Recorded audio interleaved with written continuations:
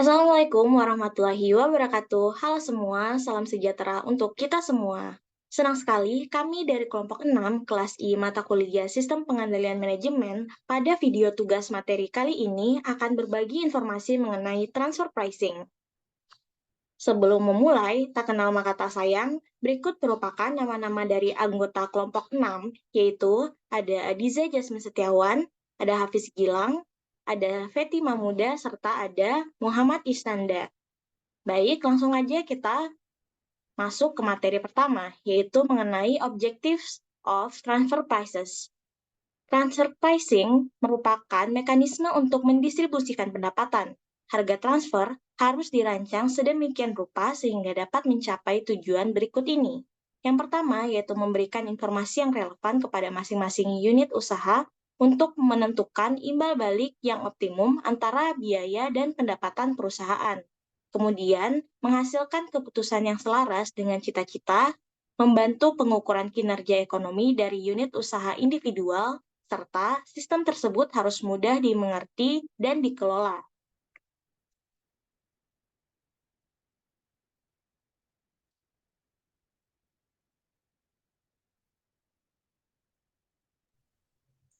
Untuk selanjutnya yaitu transfer pricing method.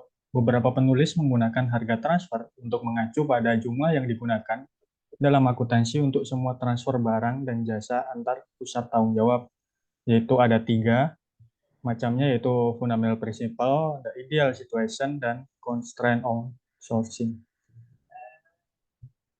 Next.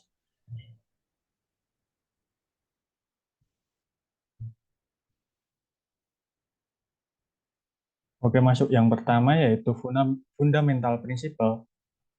Prinsip dasar adalah bahwa harga transfer sebaiknya serupa dengan harga yang akan dikenakan seandainya produk tersebut dijual ke konsumen luar atau dibeli dari pemasok luar. Ketika suatu pusat laba di suatu perusahaan membeli produk dari dan menjual ke satu sama lain, maka dua keputusan yang harus diambil untuk setiap produk adalah, yaitu yang pertama, apakah perusahaan harus memproduksi sendiri produk tersebut atau membelinya dari pemasok luar. Hal ini merupakan keputusan sourcing. Kemudian yang kedua, jika diproduksi secara internal, pada tingkat harga berapakah produk tersebut akan ditransfer antar pusat laba. Hal ini merupakan keputusan harga transfer. Kemudian the ideal situation. Harga transfer berdasarkan harga pasar akan menghasilkan keselarasan cita-cita jika kondisi di bawah ini, yaitu yang pertama, competent people, yang kedua good atmosphere, yang ketiga ada market price, yang keempat ada freedom to source, yang kelima ada full information, dan yang keenam ada negotiation. Kemudian masuk ke constraint on sourcing, terdapat hambatan-hambatan dalam perolehan sumber daya pada kebijakan harga transfer yang ada. Yaitu yang pertama ada pasar yang terbatas. Pasar bagi pusat laba, penjualan atau pembelian dapat saja sangat terbatas. Ada beberapa hal atas jawaban ini. Yang pertama yaitu keberadaan kapasitas internal mungkin membatasi pengembangan internal. Kedua, jika suatu perusahaan merupakan produsen tunggal dari produk yang terdiferensiasi, maka tidak ada sumber daya dari luar. Kemudian masalah berikutnya yaitu kelebihan atau kekurangan kapasitas. Yang harus diperhatikan dalam kasus ini adalah dengan adanya pilihan tersebut, pusat laba pembelian di beberapa perusahaan akan lebih memilih untuk berurusan dengan pihak luar.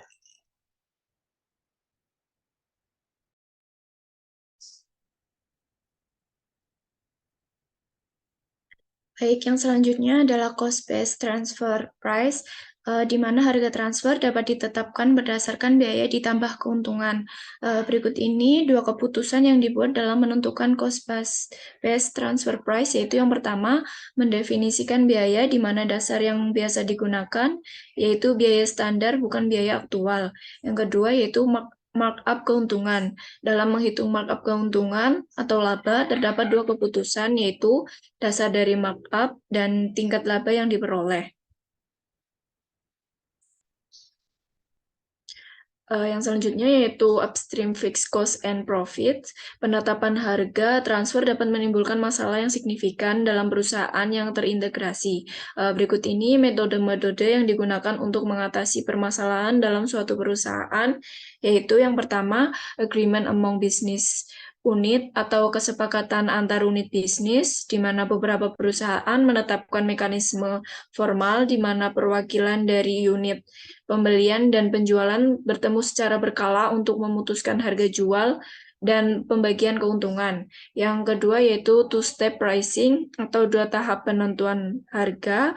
Metode ini dibagi menjadi 2 tahap penentuan harga. Yang pertama yaitu setiap unit terjual pembebanan dilakukan dalam jumlah yang sama dengan biaya variabel standar produksinya. Dan yang kedua, pembebanan pembiayaan berkala setiap bulan dilakukan dalam jumlah yang sama dengan biaya tetap yang berkaitan dengan fasilitas yang disediakan untuk unit pembelian. Yang selanjutnya yaitu sharing profit atau berbagi laba, di mana metode pembagian laba dapat digunakan untuk memastikan keselarasan antara kepentingan unit usaha dan perusahaan apabila metode two-step pricing tidak dapat digunakan. Yang terakhir yaitu two sets of price atau 2 set harga. Dalam metode ini, pendapatan unit bisnis akan dikreditkan pada harga jual keluar dan unit pembelian dibebankan dengan total biaya standar. Next.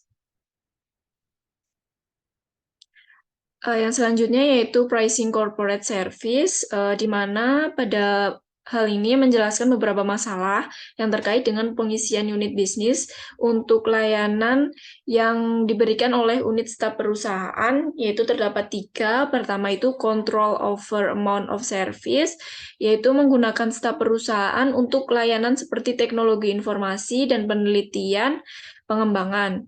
Yang kedua yaitu optional use of service, di mana manajemen dapat memutuskan bahwa unit bisnis dapat memilih apakah akan menggunakan unit layanan pusat.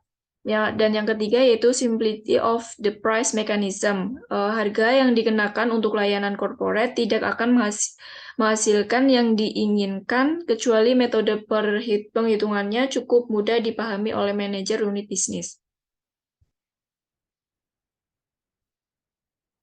Yang selanjutnya yaitu control over amount of service, di mana menggunakan staf perusahaan untuk layanan seperti teknologi informasi dan penelitian dan pengembangan.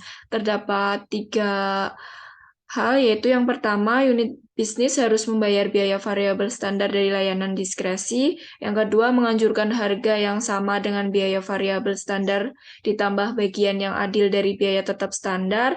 Dan yang ketiga, menganjurkan harga yang setara dengan harga pasar.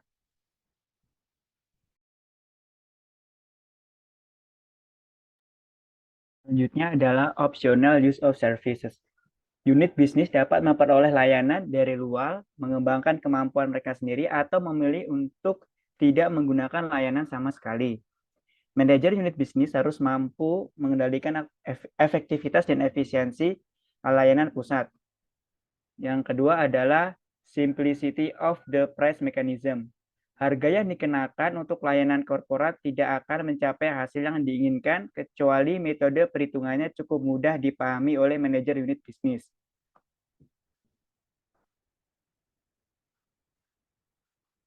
Administration of transfer prices. Yang pertama ada negotiation.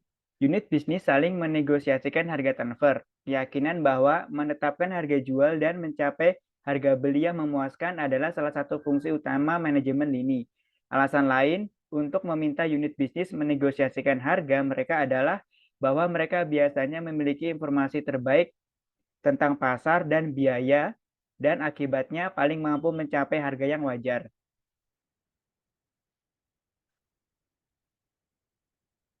Arbitration and conflict resolution. Arbitrase dapat dilakukan dengan beberapa cara. Dengan sistem formal, kedua belah pihak mengajukan kasus tertulis kepada arbiter. Arbiter meninjau posisi mereka dan memutuskan harga, terkadang dengan bantuan kantor staf lainnya. Dalam sistem yang kurang formal, presentasi mungkin sebagian besar bersifat lisan. Ada 4 cara untuk menyelesaikan konflik. memaksa, menghaluskan, tawar-menawar, dan memecah masalah. Selanjutnya, product classification.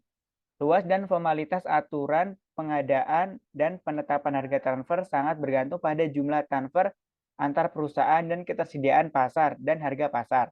Manajemen dapat berkonsentrasi pada pengadaan dan penetapan harga sejumlah kecil produk bervolume tinggi. Aturan untuk harga transfer akan ditetapkan dengan menggunakan berbagai metode yang dijelaskan di bagian sebelumnya jika sesuai.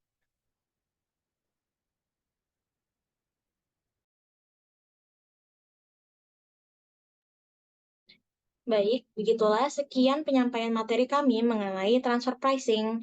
Lebih dan kurangnya kami ucapkan mohon maaf, dan kami juga mengucapkan terima kasih banyak kepada dosen pengampu kami, yaitu Bapak Cahyo Priyatno, yang telah memberikan kesempatan kami untuk sharing mengenai materi ini.